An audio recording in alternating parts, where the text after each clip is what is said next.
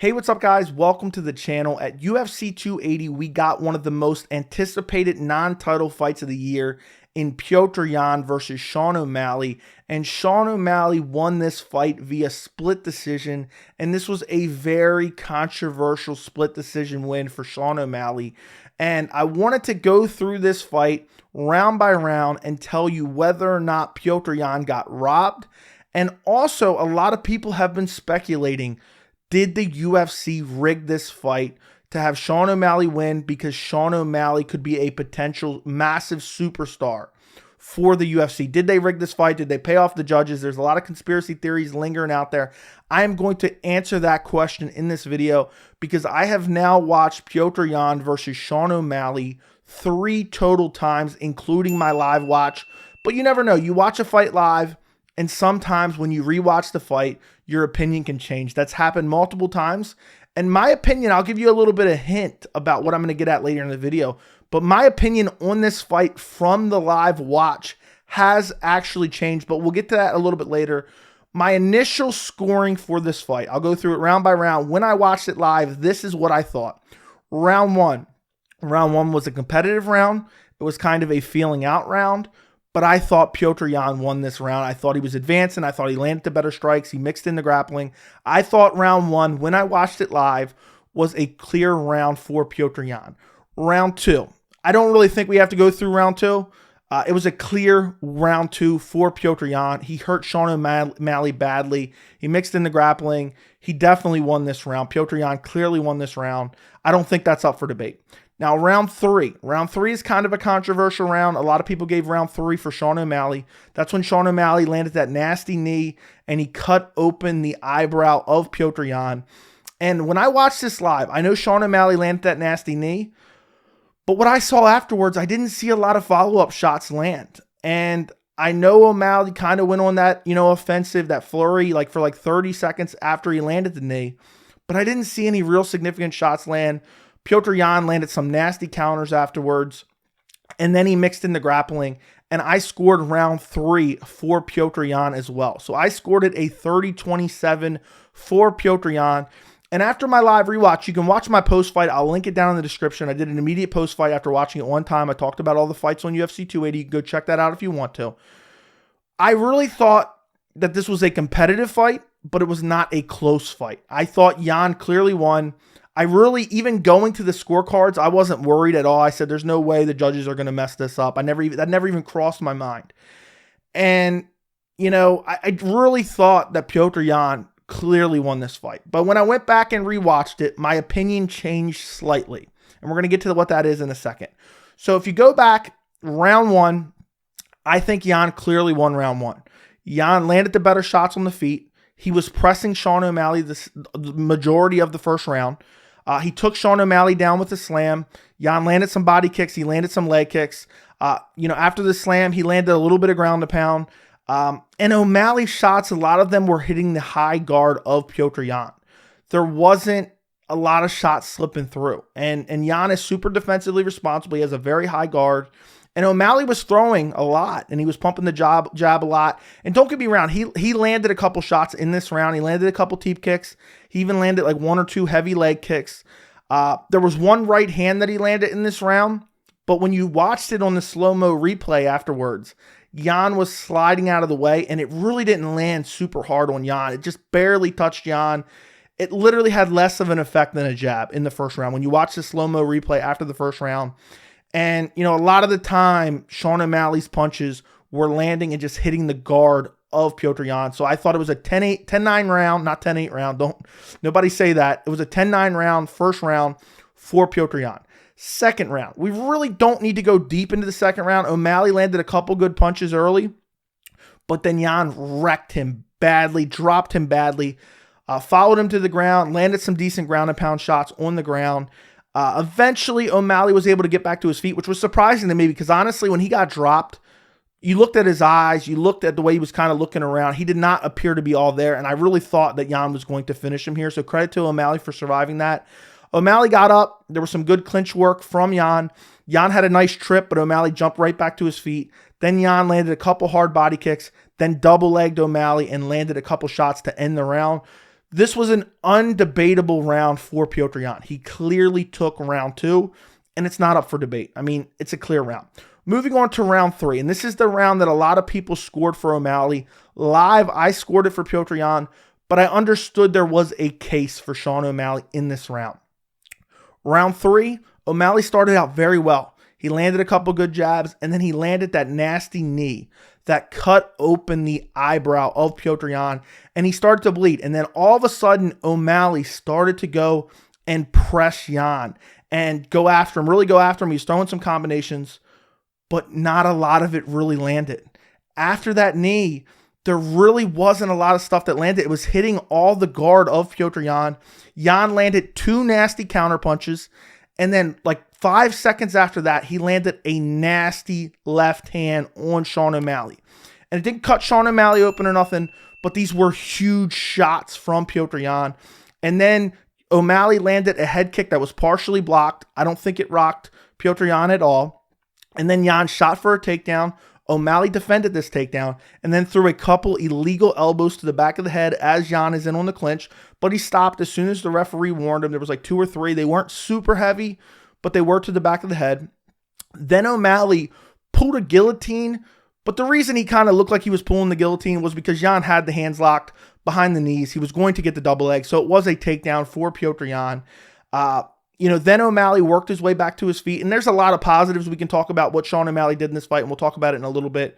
They worked their way back to their feet. They both throw massive haymakers and miss, and if one of these punches would have landed from either guy, one of them would have got KO'd. They were huge shots from both guys. It was crazy seeing it again. And then Yan landed 2 big shots, 2 big punches, and then shoots and ends up in the clinch. And that's when Sean O'Malley kind of, moves to the side, and then Granby rolls to get out of it. And then they're back on their feet. Sean landed a couple jabs. Yan tripped him to the ground and then landed a couple ground and pound shots to end the round. After rewatching the 3rd round, I actually think that the first round is more debatable for Sean than I do think for round 3. I think round 3 is clear for Petr Yan. So on the rewatch, I scored it 30-27 again, okay? The first round was just a little bit closer for Sean O'Malley. I still think it was a clear round for Petr Yan. And the 3rd round, I thought was more decisive for Petr Yan than I originally thought, because I originally thought the 3rd round was up for debate. And so, in my opinion, I do think Yan was robbed here. I do believe he was robbed. This was a competitive fight, but competitive doesn't always mean close. I think Yan landed the harder shots throughout the fight. He was the aggressor the majority of the fight. He was the only one to get a couple takedowns. I don't know if in the first round there was a shot on Yan. He started to sprawl, and then O'Malley kind of took the back for a second. I don't know if that's counted as a takedown. But either way, Yan got significant amount of takedowns in this fight. And there's a narrative going out there that Yan did nothing with the takedowns. And that is completely false. If you're saying that, you need to go back and rewatch the fight. Don't get me wrong. Was Yan smashing him badly like Khabib style, like Khabib versus Michael Johnson? No.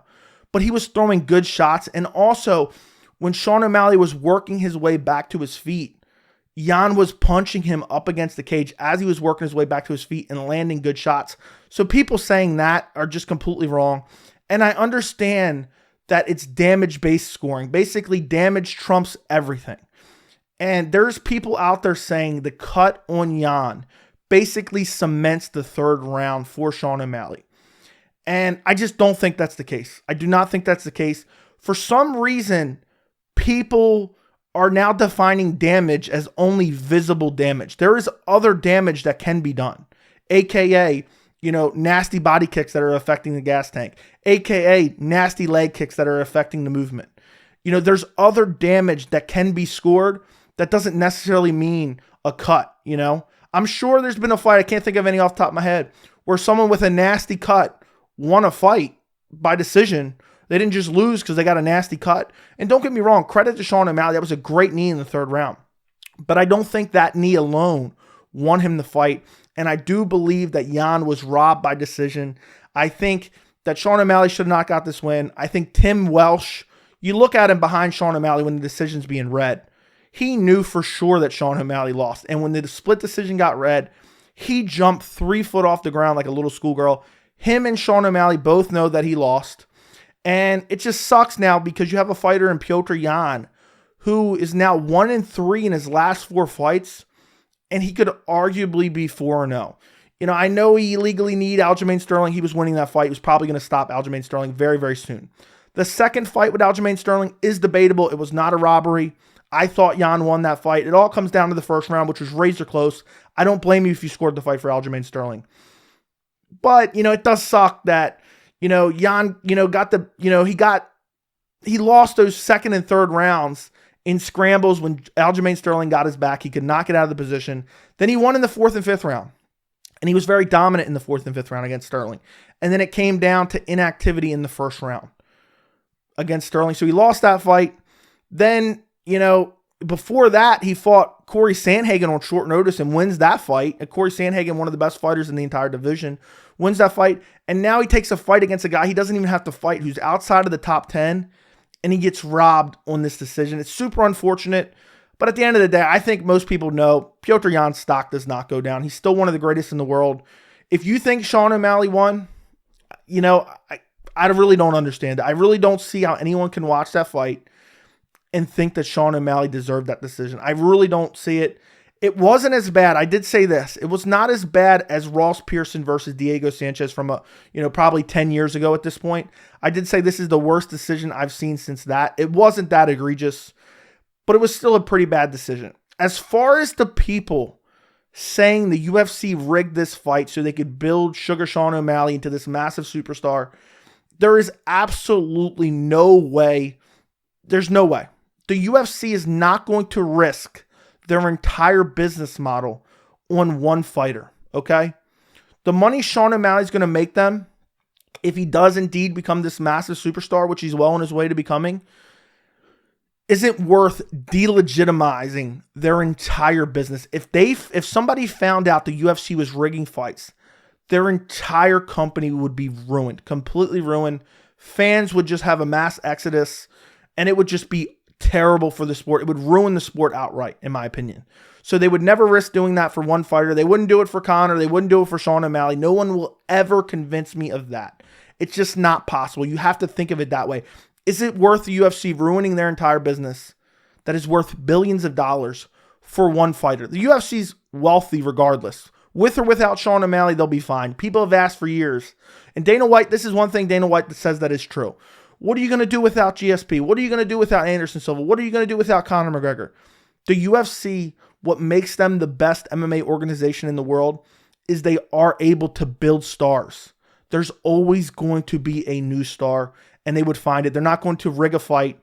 You know, and there's other factors they can use.